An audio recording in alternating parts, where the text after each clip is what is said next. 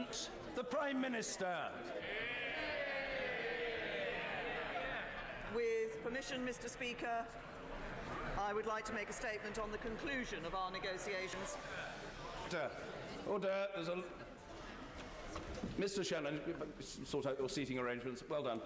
And there's a long afternoon lies ahead. Let's have a bit of quiet and respectful order for the Prime Minister. Speaker.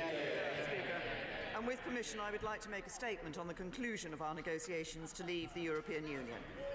At yesterday's Special European Council in Brussels, I reached a deal with the leaders of the other 27 EU member states on a withdrawal agreement that will ensure our smooth and orderly departure on the 29th of March next year, and tied to this agreement a political declaration on an ambitious future partnership that is in our national interest. Mr. Speaker, this is the right deal for Britain because it delivers on the democratic decision of the British people. It takes back control of our borders, it ends the free movement of people in full once and for all, allowing the government to introduce a new skills-based immigration system.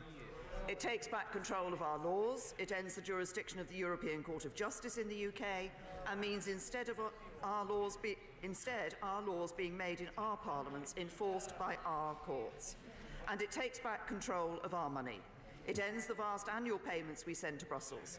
So instead we can spend taxpayers' money on our own priorities, including the £394 million a week of extra investment into our long-term plan for the National Health Service.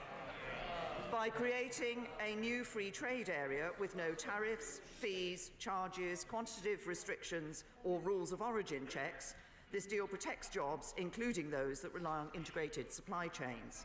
It protects our security with a close relationship on defence and on tackling crime and terrorism, which will help to keep all our people safe. And it protects the integrity of our United Kingdom, meeting our commitments in Northern Ireland and delivering for the whole UK family, including our overseas territories and the Crown dependencies. Mr. Speaker, on Gibraltar, we have worked constructively with the governments of Spain and Gibraltar, and I want to pay tribute in particular to Gibraltar's Chief Minister, Fabian Picardo, for his statesmanship in these negotiations. We have ensured that Gibraltar is covered by the whole withdrawal agreement and by the implementation period. And for the future partnership, the UK government will be negotiating for the whole UK family, including Gibraltar. As Fabian Picardo said this weekend, and I quote, "Every aspect of the response of the United Kingdom was agreed with the government of Gibraltar. We have worked seamlessly together in this, as we have in all other aspects of this two-year period of negotiation. Most importantly, the legal text of the draft withdrawal agreement has not been changed. That is what the Spanish government repeatedly sought, but they have not achieved that. The United Kingdom has not let us down." Mr. Speaker, our message to the people of Gibraltar is clear. We will always stand by you. We are proud that Gibraltar is British, and our position on sovereignty has not and will not change.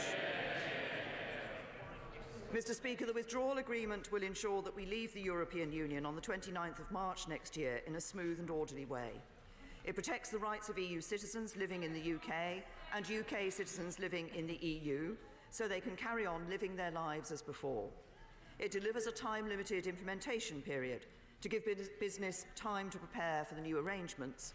During the implementation period, trade will continue on current terms, so businesses only have to face one set of changes. It ensures a fair settlement of our financial obligations, less than half of what some originally expected and demanded. And it meets our commitment to ensure there is no hard border between Northern Ireland and Ireland, and also no customs border in the Irish Sea, in the event that the future relationship is not ready by the end of the implementation period. Mr. Speaker, I know some members remain concerned that we could find ourselves stuck in this backstop, so let me address this directly. First, this is an insurance policy that no one wants to use. Both the UK and the EU are fully committed. Both the UK and the EU are fully committed to having our future relationship in place by the 1st of January 2021. And the withdrawal agreement has a legal duty on both sides to use best endeavours to avoid the backstop ever coming into force. If, despite this, the future relationship is not ready by the end of 2020, we would not be forced to use the backstop. We would have a clear choice between the backstop or a short extension to the implementation period. If we did choose the backstop, the legal text is clear that it should be temporary and that the Article 50 legal base cannot provide for a permanent relationship. And there is now more flexibility that it can be superseded either by the future relationship or by alternative arrangements, which include the potential for facilitative arrangements and technologies to avoid a hard border on the island of Ireland. There is also a termination clause which allows the backstop to be turned off when we have fulfilled our commitments on the Northern Ireland border. And there is a unilateral right to trigger a review through the Joint Committee and the ability to seek independent arbitration if the EU does not use good faith in this process. Furthermore, as a result of the changes we have negotiated, the legal text is now also clear that once the backstop has been superseded, it shall cease to apply. So if a future Parliament decided to then move from an initially deep trade relationship to a looser one, the backstop could not return. Mr. Speaker, I do not pretend that either we or the EU are entirely happy with these arrangements, and that's how it must be. Were either party entirely happy, that party would have no incentive to move on to the future relationship. But there is no alternative deal that honours our commitments to Northern Ireland which does not involve this insurance policy, and the EU would not have agreed any future partnership without it. Put simply, there is no deal that comes without a backstop, and without a backstop there is no deal. Mr. Speaker, the withdrawal agreement is accompanied by a political declaration which sets out the scope and terms of an ambitious future relationship between the UK and the EU. It is a detailed set of instructions to negotiators that will be used to deliver a legal agreement on our future relationship after we have left. The linkage clause between the withdrawal agreement and this declaration requires both sides to use best endeavours to get this legal text agreed and implemented by the end of 2020. And both sides are committed to making preparations for an immediate start to the formal negotiations after our withdrawal. The declaration contains specific detail on our future economic relationship.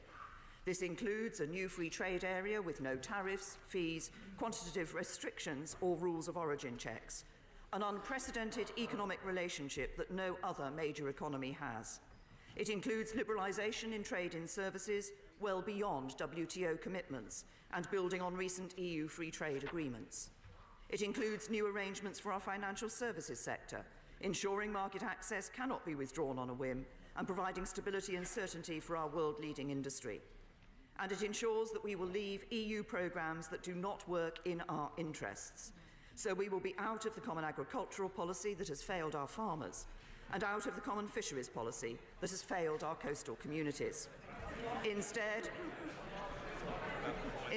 as the political declaration sets out, we will be an independent coastal state once again.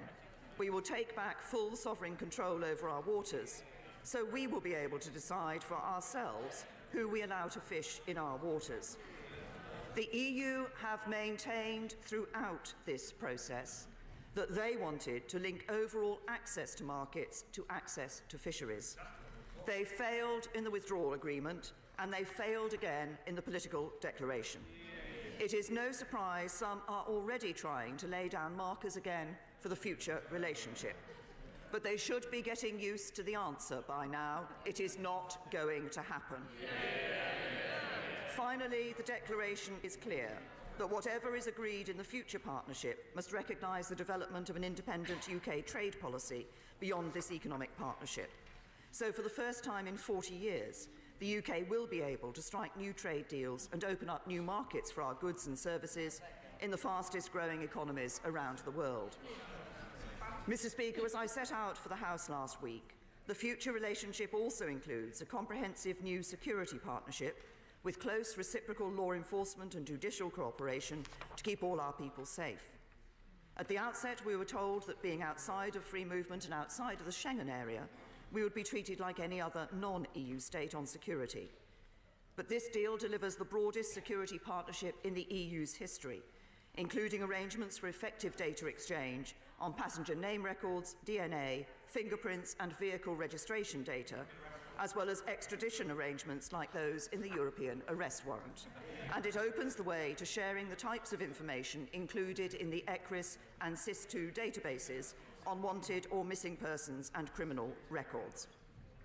Mr. Speaker, this has been a long and complex negotiation. It has required give and take on both sides, and that is the nature of a negotiation. But this deal honours the result of the referendum, while providing a close economic and security relationship with our nearest neighbours, and in so doing offers a brighter future for the British people outside of the EU.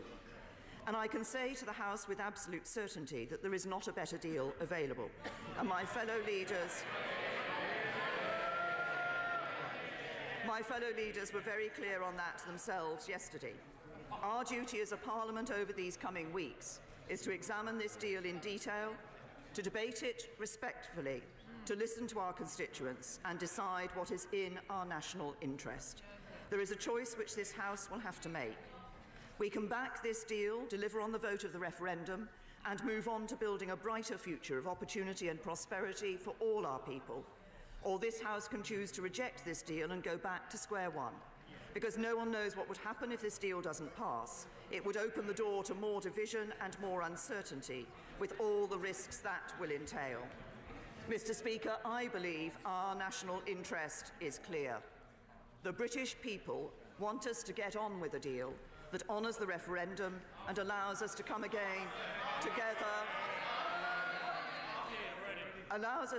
together again as a country whichever way we voted. This is that deal, a deal that delivers for the British people, and I commend this statement to the House.